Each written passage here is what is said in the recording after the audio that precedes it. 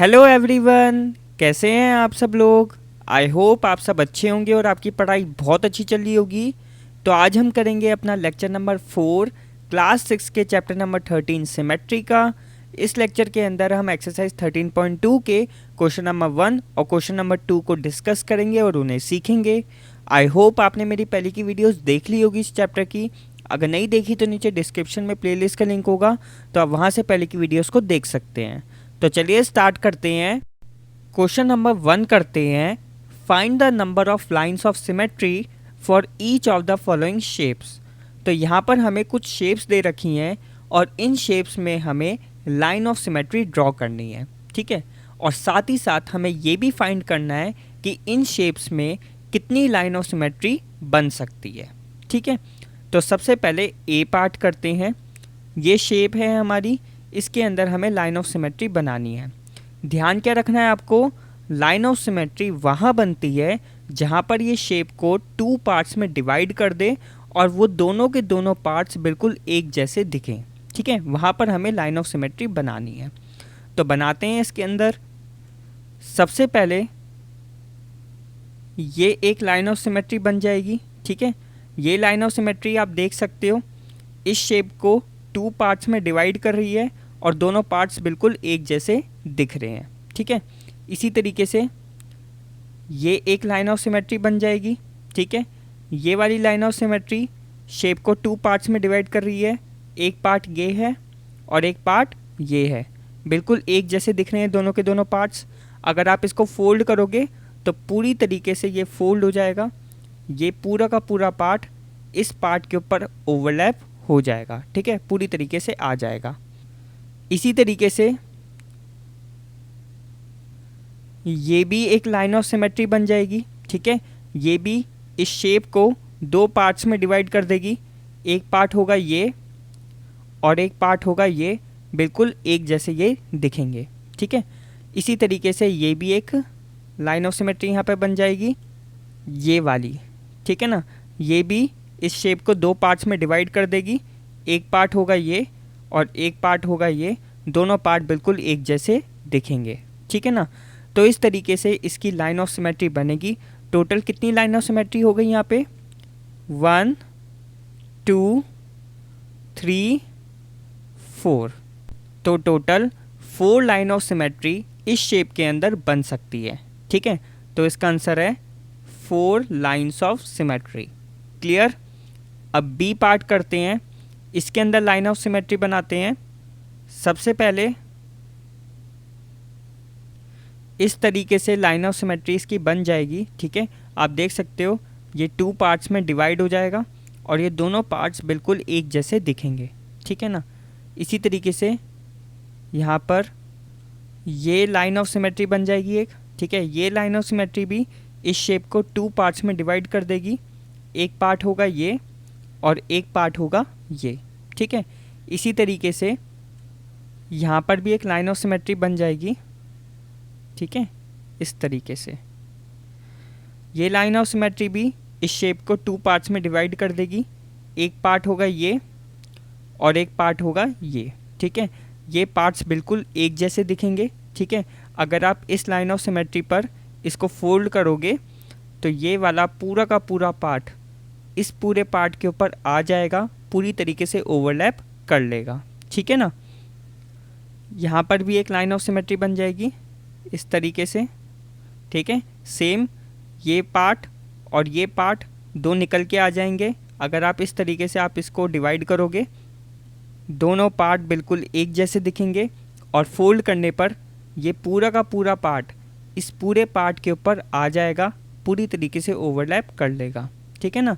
तो इस शेप के अंदर हम 4 लाइन ऑफ सिमेट्री बना सकते हैं, 1 2 3 और 4 लाइन ऑफ सिमेट्री इसके अंदर भी हम बना सकते हैं, ठीक है ना। अब करते हैं सी पार्ट।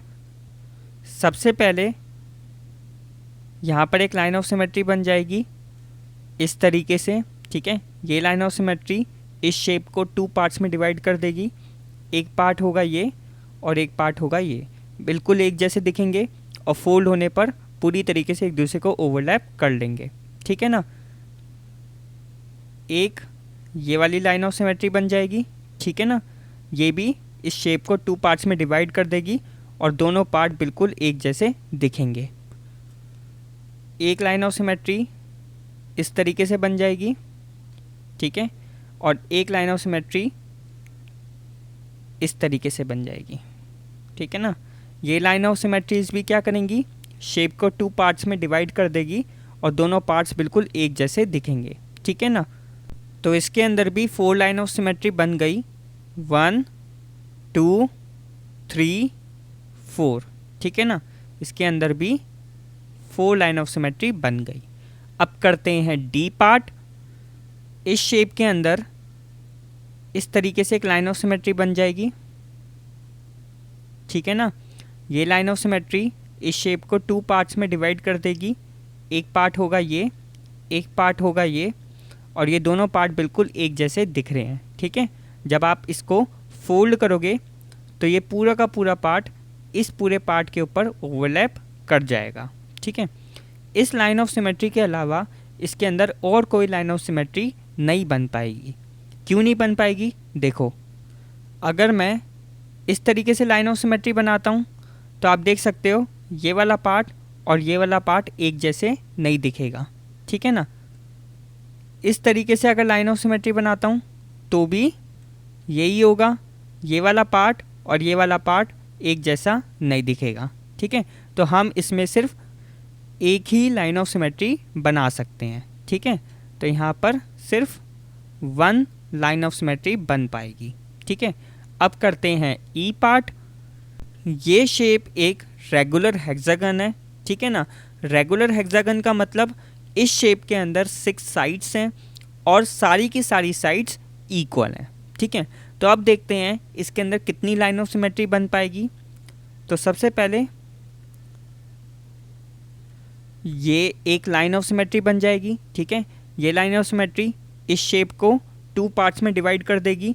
एक पार्ट होगा ये, एक पार्ट होगा ये, दोनों पार्ट बिल्कुल एक जैसे दिखेंगे, ठीक है। इसी तरीके से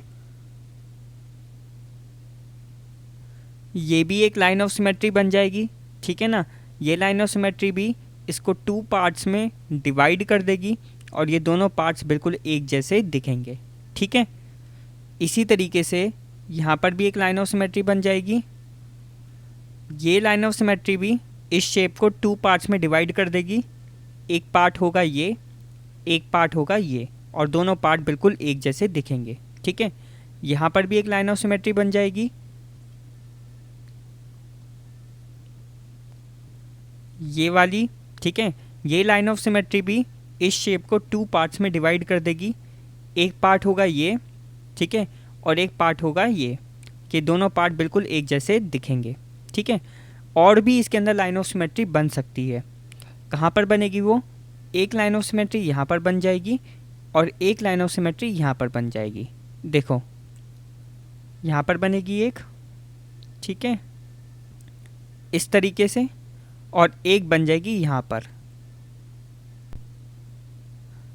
इस तरीके से, ठीक है ना। ध्यान के रखना है ये सारी की सारी लाइन ऑफ सिमेट्रीज सेंटर से पास होंगी, ठीक है ना। और ये लाइन ऑफ सिमेट्रीज क्या करेंगी, फिगर को 2 पार्ट्स में डिवाइड कर देंगी और वो दोनों पार्ट्स बिल्कुल एक जैसे दिखेंगे। जब आप फिगर को फोल्ड करोगे तो वो एग्जैक्टली दोनों के दोनों पार्ट्स एक दूसरे को ओवरलैप कर लेंगे, ठीक है। तो इसके अंदर कितनी लाइन ऑफ सिमेट्रीज बनेंगी, 1 2 3 4 5 6, टोटल 6 लाइन ऑफ सिमेट्रीज इसके अंदर बन जाएंगी, ठीक है ना। अब करते हैं एफ पार्ट, ठीक है। ये वाला पार्ट भी बिल्कुल ई पार्ट जैसा ही है। आप देख सकते हो यहाँ पर भी एक रेगुलर हेक्सागन है, ठीक है, जिसके अंदर 6 साइडें हैं, सारी साइड्स इक्वल हैं और इस रेगुलर हेक्सागन के अंदर एक स्टार बना हुआ है, ठीक है। तो आप देख सकते हो ये रेगुलर हेक्सागन है, तो इसके अंदर भी 6 लाइन ऑफ सिमेट्री ही बनेगी जिस तरीके से यहाँ पर बनी थी। एक बन जाएगी इस तरीके से, ठीक है, एक बन जाएगी इस तरीके से, एक बन जाएगी इस तरीके से, ठीक है ना, एक बन जाएगी इस तरीके से, ठीक है ना, एक बन जाएगी इस तरीके से,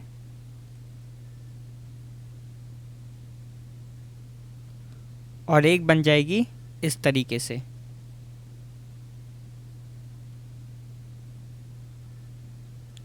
क्लियर? तो इसके अंदर भी 6 लाइंस ऑफ सिमेट्री बन जाएगी, ठीक है, क्योंकि इसके अंदर भी आप देख सकते हो ये रेगुलर हेक्सागन ही था, तो बिल्कुल सेम टू सेम बन जाएगी इसमें भी। 1 2 3 4 5 6, टोटल कितनी हो गई लाइन ऑफ सिमेट्री? 6, ठीक है ना। अब करते हैं जी पार्ट। इस शेप के अंदर एक भी लाइन ऑफ सिमेट्री नहीं बन पाएगी। क्यों नहीं बन पाएगी? देखो, अगर मैं यहाँ पर एक लाइन ऑफ सिमेट्री ड्रॉ करता हूँ इस तरीके से, तो जब आप इस लाइन ऑफ सिमेट्री के ऊपर इसको फोल्ड करोगे तो ये वाला हिस्सा यहाँ पर आएगा और ये वाला हिस्सा यहाँ पर आएगा, ठीक है। तो ये एग्जैक्टली फोल्ड नहीं हो पाएगा, ओवरलैप नहीं कर पाएगा, तो ये वाली लाइन ऑफ सिमेट्री तो नहीं बन पाएगी। अगर मैं इस तरीके से यहाँ पर एक लाइन ऑफ सिमेट्री बनाता हूँ तो ये लाइन ऑफ सिमेट्री भी नहीं बन पाएगी। क्यों नहीं बन पाएगी? अगर मैं इस लाइन ऑफ सिमेट्री के ऊपर इस शेप को फोल्ड करता हूँ तो ये वाला हिस्सा यहाँ पर आ जाएगा, ये वाला हिस्सा यहाँ पर आ जाएगा, ठीक है। तो ये फोल्ड नहीं हो पाएगा, यानी कि एक दूसरे पर ओवरलैप नहीं होगा, ठीक है। तो इस तरीके से लाइन ऑफ सिमेट्री भी नहीं बन पाएगी। अगर मैं इस तरीके से लाइन ऑफ सिमेट्री ड्रॉ करता हूँ तो ये लाइन ऑफ सिमेट्री भी नहीं बन पाएगी। क्यों नहीं बन पाएगी? जब आप इस लाइन ऑफ सिमेट्री के ऊपर इसको फोल्ड करोगे तो ये वाला पूरा पार्ट इस पूरे पार्ट के ऊपर एग्जैक्टली ओवरलैप नहीं करेगा, ठीक है ना। ये वाला पार्ट इस पार्ट के ऊपर पूरी तरीके से नहीं आ पाएगा। आप इसको पेपर पे करके देखना, पेपर पे इस शेप को ड्रॉ करना, फिर कट करना, और जब आप इस लाइन ऑफ सिमेट्री पर इसको फोल्ड करना चाहोगे तो ये पूरी तरीके से फोल्ड नहीं हो पाएगा। ये वाला पार्ट पूरी तरीके से इस पार्ट के ऊपर ओवरलैप नहीं कर पाएगा। इस वजह से इस शेप के अंदर कोई भी लाइन ऑफ सिमेट्री नहीं बन पाएगी, ठीक है ना। तो इस शेप के अंदर होगी 0 लाइन ऑफ सिमेट्री। इसी तरीके से एच पार्ट के अंदर भी 0 लाइन ऑफ सिमेट्री होगी। इसमें भी आप किसी भी तरीके से लाइन ऑफ सिमेट्री बना के देख लो, जब आप उस लाइन ऑफ सिमेट्री पर उसको फोल्ड करोगे तो जो पार्ट्स हैं एक दूसरे को ओवरलैप नहीं कर पाएंगे, ठीक है। जैसे कि मैं इस तरीके से यहाँ पर लाइन ऑफ सिमेट्री बनाता हूँ तो आप देख सकते हो ये वाला पार्ट इस पार्ट को ओवरलैप नहीं कर पाएगा फोल्ड होने पर, ठीक है। यहाँ पर आप देख सकते हो ये इस तरीके से यहाँ पर लाइन आ रही है और यहाँ पर इस तरीके से लाइन आ रही है, ठीक है। ये वाली लाइन फोल्ड होने पर यहाँ पर आ जाएगी, ठीक है, और ये वाली लाइन यहाँ पर आ जाएगी। तो ये एग्जैक्टली फोल्ड नहीं हो पाएगा, ओवरलैप नहीं कर पाएगा। इसी तरीके से अगर मैं यहाँ पर एक लाइन ऑफ सिमेट्री बनाता हूँ तो ये 2 पार्ट्स निकल कर आएंगे, ठीक है ना। और जब मैं इस शेप को इस लाइन ऑफ सिमेट्री के ऊपर फोल्ड करूँगा तो आप देखोगे कि ये वाली लाइन यहाँ पर आएगी, ये वाली लाइन यहाँ पर आएगी, ठीक है। यानी कि ये एग्जैक्टली एक दूसरे को ओवरलैप नहीं करेंगे, ठीक है ना। तो ये वाली लाइन ऑफ सिमेट्री भी नहीं बन पाएगी। अगर मैं इस तरीके से लाइन ऑफ सिमेट्रीज बनाता हूँ तो ये लाइन ऑफ सिमेट्रीज भी नहीं बन पाएंगी, क्योंकि ये लाइन ऑफ सिमेट्रीज भी शेप को 2 पार्ट्स में डिवाइड कर देगी और जब हम उसको फोल्ड करेंगे तो वो दोनों पार्ट्स एक दूसरे को ओवरलैप नहीं कर पाएंगे, ठीक है ना। तो इस वजह से इस शेप के अंदर कोई भी लाइन ऑफ सिमेट्री नहीं बन पाएगी। तो इसके अंदर 0 लाइन ऑफ सिमेट्री बनेगी, ठीक है ना। अब करते हैं आई पार्ट। इस शेप के अंदर लाइन ऑफ सिमेट्री बनाते हैं। सबसे पहले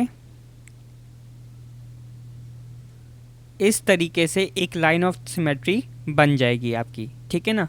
जब आप इस लाइन ऑफ सिमेट्री पर इस शेप को फोल्ड करोगे तो ये वाली पेटल इस पेटल के ऊपर आ जाएगी और ये वाली पेटल इस पेटल के ऊपर आ जाएगी, ठीक है। यानी कि ये वाला पार्ट पूरी तरीके से इस पार्ट को ओवरलैप कर लेगा, ठीक है ना। एक लाइन ऑफ सिमेट्री इस तरीके से बन जाएगी, ठीक है ना। ये लाइन ऑफ सिमेट्री इस शेप को 2 पार्ट्स में डिवाइड कर देगी। एक पार्ट होगा ये, एक पार्ट होगा ये।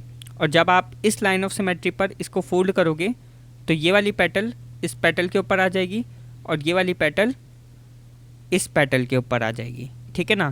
तो ये एग्जैक्टली ओवरलैप कर लेगा। एक लाइन ऑफ सिमेट्री इस तरीके से बन जाएगी,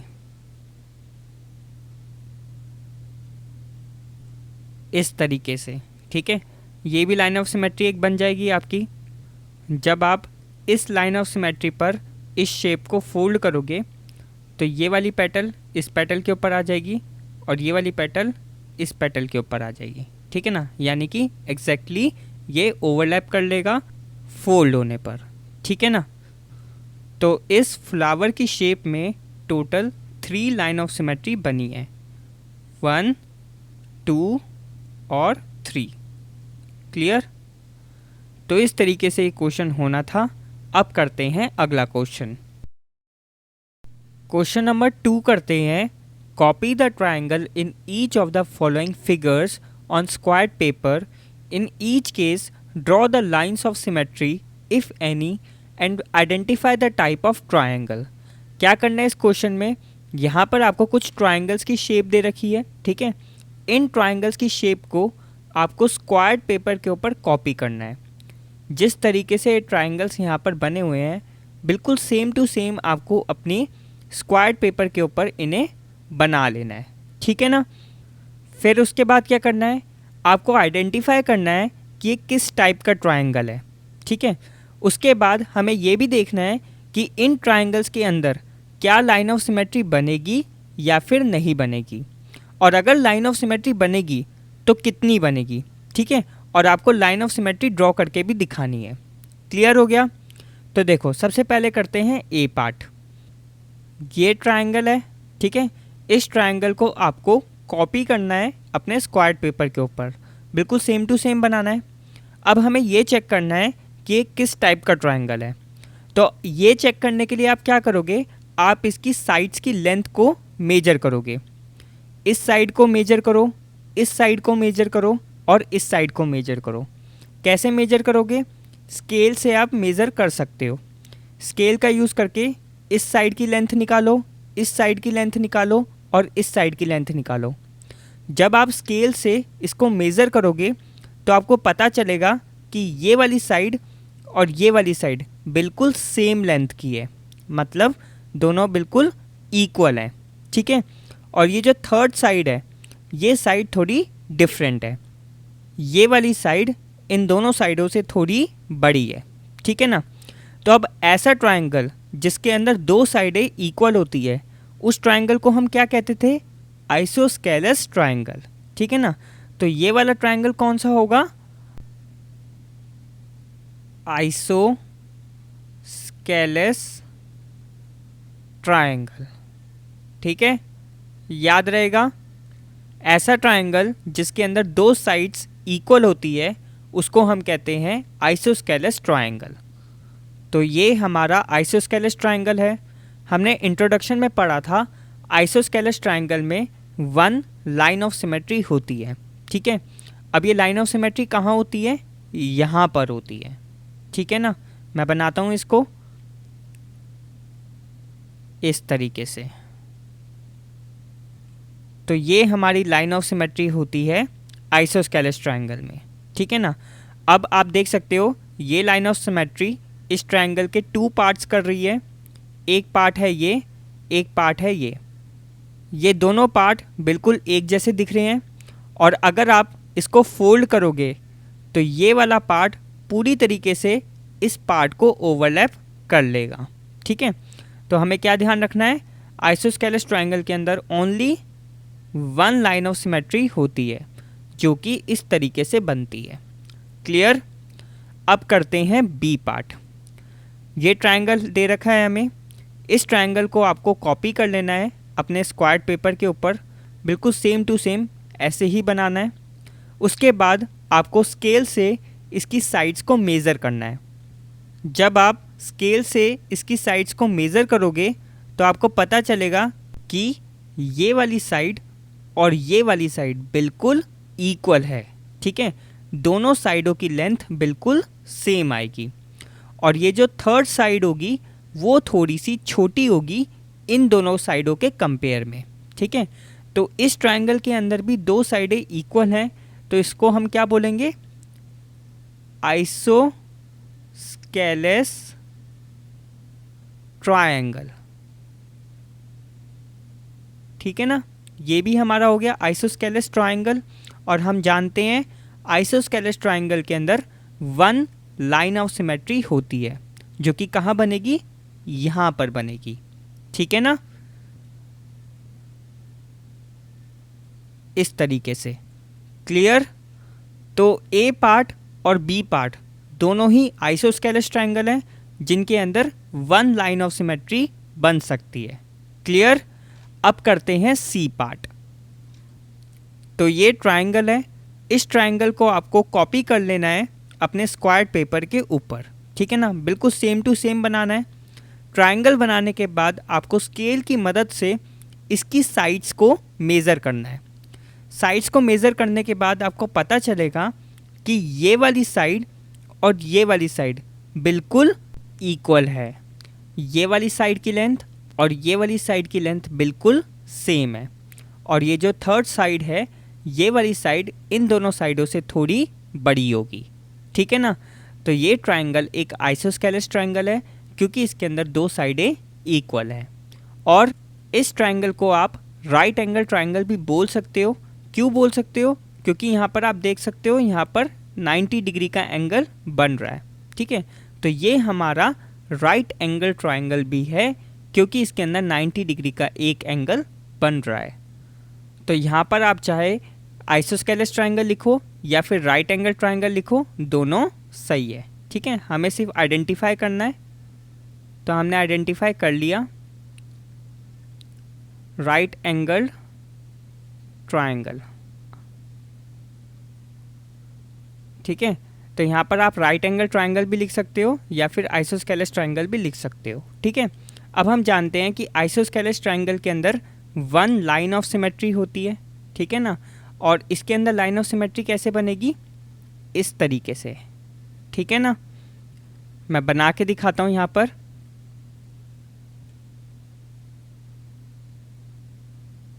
इस तरीके से यहाँ पर एक लाइन ऑफ सिमेट्री बनेगी, ठीक है। ये लाइन ऑफ सिमेट्री इस ट्रायंगल को टू पार्ट्स में डिवाइड कर देगी। एक पार्ट होगा ये, एक पार्ट होगा ये, दोनों पार्ट बिल्कुल इक्वल हैं। और अगर आप इसको फोल्ड करोगे तो ये वाला पार्ट पूरी तरीके से इस पार्ट को ओवरलैप कर लेगा, ठीक है ना। अब करते हैं डी पार्ट। यहाँ पर भी ये एक ट्रायंगल दे रखा है। इस ट्रायंगल को बिल्कुल सेम टू सेम आप कॉपी कर लोगे अपने स्क्वायर पेपर के ऊपर और स्केल की मदद से इसकी तीनों साइडों को मेज़र करोगे। जब आप इसकी तीनों साइडों को मेज़र करोगे तो आपको पता चलेगा कि इसकी तीनों साइडें अलग अलग लेंथ की हैं, यानी कि तीनों साइडें इक्वल नहीं आएंगी। तो ऐसा ट्रायंगल जिसके अंदर तीनों साइडें इक्वल नहीं होती, उस ट्रायंगल को हम क्या कहते हैं, स्केलन ट्रायंगल, ठीक है ना। तो ये हमारा हो जाएगा स्केलन ट्रायंगल। और हमने इंट्रोडक्शन के अंदर पढ़ा है कि स्केलन ट्रायंगल के अंदर कोई भी लाइन ऑफ सिमेट्री नहीं होती, इसके अंदर ज़ीरो लाइन ऑफ सिमेट्री होती है। क्यों होती है ज़ीरो लाइन ऑफ सिमेट्री, क्योंकि इसके अंदर तीनों साइडें अलग अलग लेंथ की होती है। तो अगर आप कहीं पर भी लाइन ऑफ सिमेट्री बनाने की कोशिश करोगे, ट्रायंगल कभी भी टू पार्ट्स में डिवाइड हो ही नहीं पाएगा। अगर मैं यहाँ पर लाइन ऑफ सिमेट्री बनाने की कोशिश करता हूँ इस तरीके से, तो आप देख सकते हो ये वाला पार्ट और ये वाला पार्ट इक्वल नहीं आएगा। इसी तरीके से अगर मैं यहाँ पर एक लाइन ऑफ सिमेट्री बनाने की कोशिश करूँगा तो आप देख सकते हो ये वाला पार्ट और ये वाला पार्ट इक्वल नहीं आएगा। और इसी तरीके से अगर मैं यहाँ पर बनाऊँ तब भी यही होगा, दोनों पार्ट इक्वल नहीं आएंगे। तो स्केलन ट्रायंगल के अंदर हमें याद रखना है ज़ीरो लाइन ऑफ सिमेट्री होती है। इक्विलेटरल ट्रायंगल के अंदर थ्री लाइन्स ऑफ सिमेट्री होती है। किसके अंदर होती है three lines of symmetry, equilateral triangle के अंदर, क्योंकि उसके अंदर तीनों साइडें इक्वल होती है। आइसोस्केलेस ट्रायंगल के अंदर क्योंकि दो साइडें ही इक्वल होती है, इस वजह से इसके अंदर only one line of symmetry बन पाती है, ठीक है। और स्केलेन ट्रायंगल के अंदर कोई भी साइडें इक्वल नहीं होती, इस वजह से इसके अंदर ज़ीरो लाइन ऑफ सिमेट्री बनती है। क्लियर? तो इस वीडियो में इतना ही। अगर आपको किसी भी क्वेश्चन में डाउट हो तो प्लीज़ नीचे कमेंट करना, मैं आपके कमेंट का आंसर जल्द से जल्द देने की कोशिश करूँगा। अगर आपको ये वीडियो पसंद आई हो तो प्लीज़ वीडियो को लाइक कर देना, और अभी तक अगर आपने इस चैनल को सब्सक्राइब नहीं करा तो प्लीज़ चैनल को सब्सक्राइब कर दो, और साथ ही में नोटिफिकेशन बेल को भी दबा देना ताकि आने वाली वीडियोज़ की अपडेट आपको मिलती रहे। So thanks for watching, keep supporting, keep loving, keep growing.